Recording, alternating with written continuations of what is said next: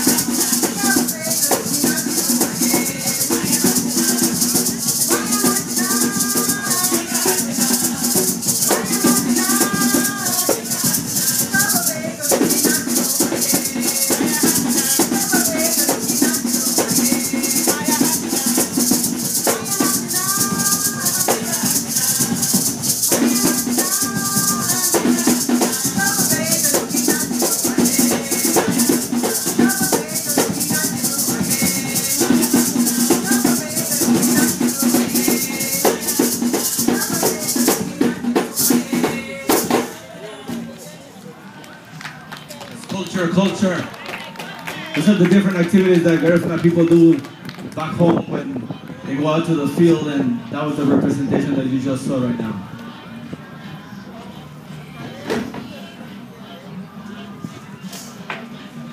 And remember, these are the Garifuna American youth. These were born here, these young ladies were born here to learn the language, and they continue the tradition with the dances and the songs. So let's give it again a round of applause for LGE, the Derek Bugul Garifuna Ensemble.